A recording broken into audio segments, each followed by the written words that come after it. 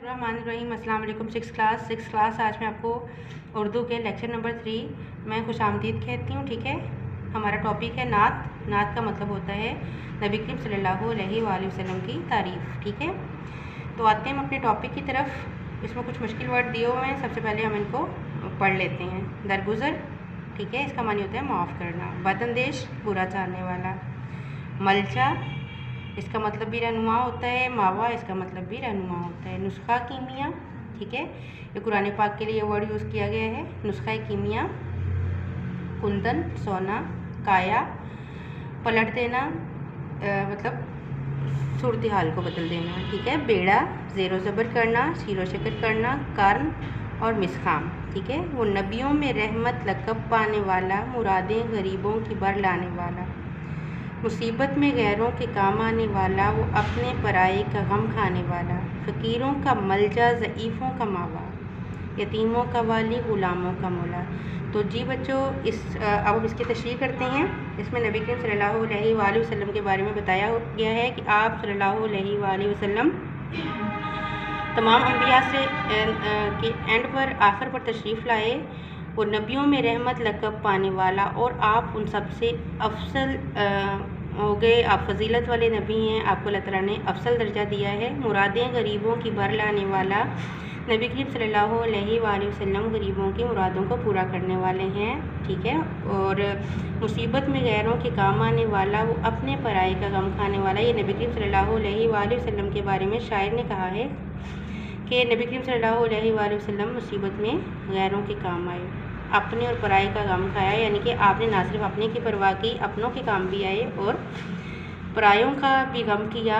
हर एक का दर्द महसूस किया आपने। फ़कीरों का मलजा, ज़ईफ़ों का मावा, यतीमों का वाली, ग़ुलामों का मौला। नबी करीम सल्लल्लाहु अलैहि वसल्लम ना सिर्फ फ़कीरों के लिए रहनुमा हैं या कमज़ोरों के लिए रहनुमा हैं, बल्कि आप यतीमों के वाली भी हैं और ग़ुलामों के मौला भी हैं। यानी कि आप फ़कीरों, ज़ईफ़ों, यतीमों, ग़ुलामों के लिए रहमत बनकर तशरीफ़ लाए हैं और आप पूरी दुनिया के लिए जो है आप रहमत बनकर आए हैं। आप गरीबों के मुरादें भी पूरी करते हैं, आप उनके गम भी दूर करते हैं, मुसीबत में दूसरों के काम भी आते हैं, फ़कीरों, ज़ईफ़ों, यतीमों, ग़ुलामों की ज़रूरतें भी पूरी करते हैं।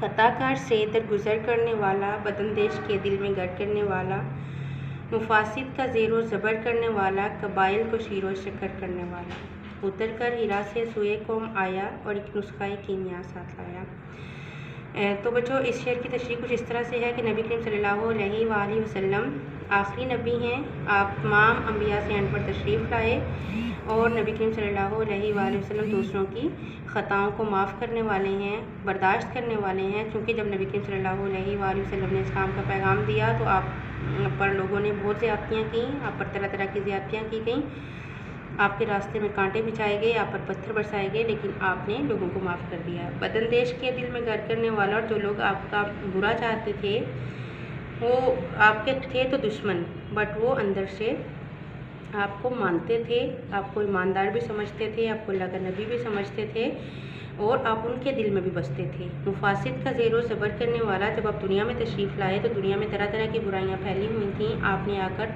काया पलट दी, सूरत हाल को बदल दिया।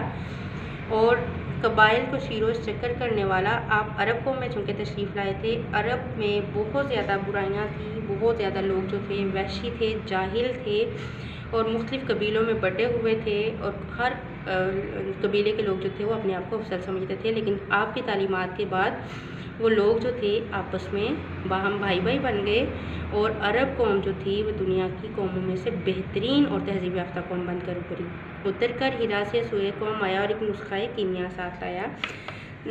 इसमें बेटा आप लोगों को बताया गया है कि नबी करीम सल्लल्लाहु अलैहि वसल्लम जब गारे हिरा में जाते थे, अपनी तन्हाई वहाँ पर गुजारा करते थे, तो वहाँ पर अल्लाह ताला ने एक फ़रिश्ते के ज़रिए आपको कुरान पाक से नवासा या कुरान पाक दिया और आप उस कुरान पाक को दुनिया के अंदर लेकर आए और आपने दुनिया में कुरान पाक का पैगाम दिया। मिसखाम को जिसने कुंदन बनाया, खरा और खोटा अलग कर दिखाया, अरब जिस पे कर्नों से था जहल छाया, पलट दी बस एक आन में उसकी काया। रहा डर न बेड़े को मौजे बला का, इधर से उधर फिर गया रुखावा का। इस शायर में मौलाना अल्ताफ़ हुसैन हाली कह रहे हैं कि जब आप दुनिया में तशरीफ़ लाए तो दुनिया जो थी वो बहुत ज़्यादा बुराइयों की दलदल में फंसी हुई थी। आपकी तालीमात ने इस दुनिया को कुंदन बना दिया, सोना बना दिया।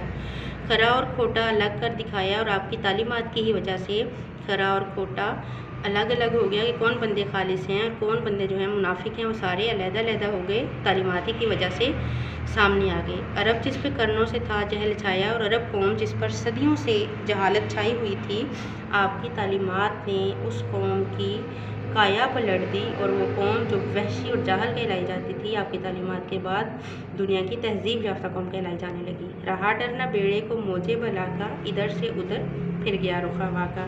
तो जी बच्चों, इस शेर में आपको बताया जा रहा है कि उस वक़्त किसी एक कश्ती को कह लें कि उसको भी मौज बला का या तूफ़ान में जो मौज आती है, समंदर के अंदर जो मौज आती है, उसको उस चीज़ का डर भी बाकी नहीं रहा और आपकी तालीमात से पूरी दुनिया की जो थी वो काया पलट गई।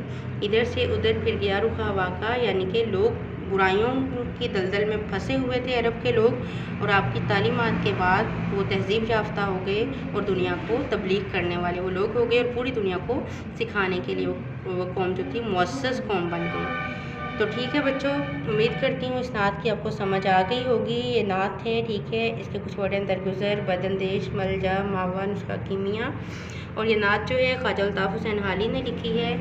उम्मीद है कि आपको इसके कॉन्सेप्ट की समझ आ गई होगी। मज़ीद अपने कॉन्सेप्ट को क्लियर करने के लिए वीडियो को बार बार वॉच कीजिएगा ताकि आपको इसकी समझ आ जाए और उसके बाद इसकी लर्निंग कीजिएगा और उसकी वर्किंग कीजिएगा। फ़ी अमान अल्लाह।